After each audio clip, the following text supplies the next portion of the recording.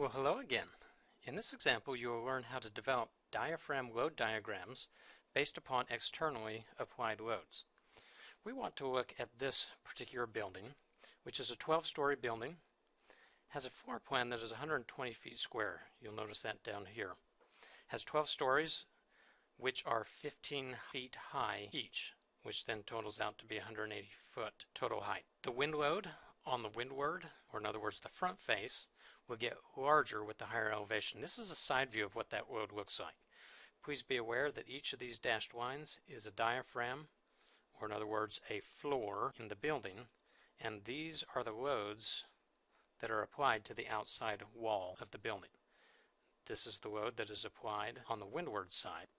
What we're being asked for is we need to come up with the diaphragm load diagrams for the roof diaphragm, and we're also going to do it for the 6th floor diaphragm. Part of this is going to require us to know where the vertical lateral force resisting system is located, and so we're being told that it is around the perimeter of the building. This is where the shear walls or braces are in the building, but also we're being told that it is also down the center line of the building.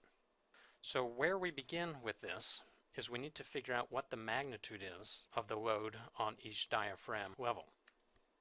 To do this, we need to find the tributary height to each individual diaphragm. And the way we do this is, say, if we're looking for the tributary height to the roof diaphragm, so half the distance between the roof and the floor.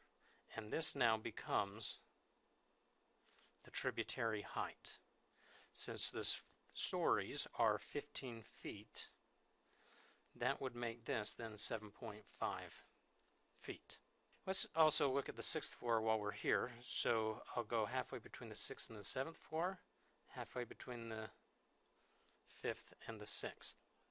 So that distance there will be 15 feet of tributary height.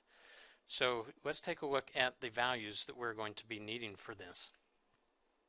Windward, 21.9. Leeward, 19.4, but for the 6th floor is 22.7. So let's go ahead and get these computed. Let's say the windward roof will be that 29.1 pounds per square foot multiplied by 7.5 feet. That will equal 218.3 pounds per linear foot. Then we've got the windward 6th floor. So that's going to have a smaller pressure, 22.7 pounds per square foot, but it's actually going to have a larger tributary height. So multiplied by 15 feet, and that will work out to be 340.5 pounds per linear foot. Let's go ahead and get the leeward roof. So the windward is the side of the building where the wind is actually hitting. The leeward is the side of the building opposite of the wind. That'll be 19.4 pounds per square foot multiplied by the tributary height of 7.5 feet, giving us 145.5 POF. And then we've got leeward 6th floor, and since it's a uniform pressure on the leeward side, these are both 19.4 pounds per square foot, but this one has a tributary height of 15 feet, equaling 291 pounds per linear foot.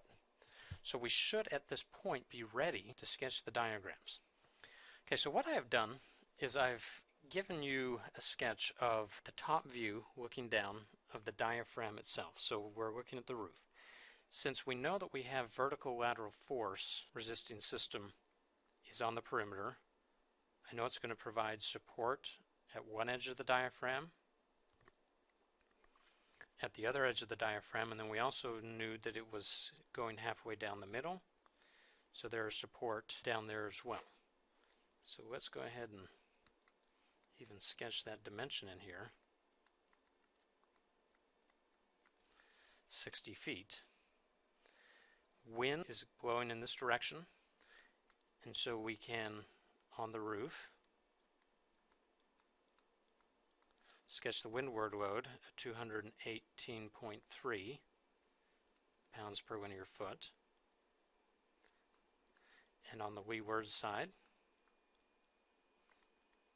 145.5 pounds per linear foot.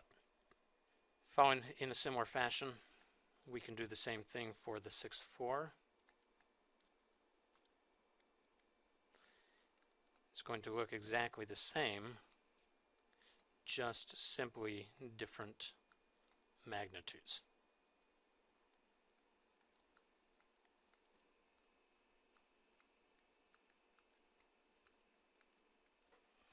I guess at this point you could call that good enough, but diaphragm analysis really has us using a beam type analogy.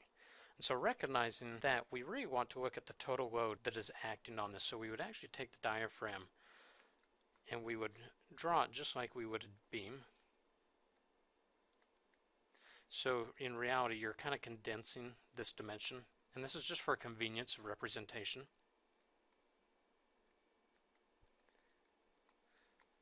So I just simply take both of those loads that are acting on it. It should be 363.8 pounds per linear foot. I'm just going to round that up to 364 pounds per linear foot there, recognizing I've got the span lengths of 60 feet each. We get over here, and we can most certainly get that aggregated quantity being 631.5 pounds per linear foot. Of course, because it's the same size as what the roof was, those span lengths are 60 feet each. Now that you've got that diagram, you would be ready to do some analysis on that. This concludes this example, and as always, it's a beautiful day for studying structures.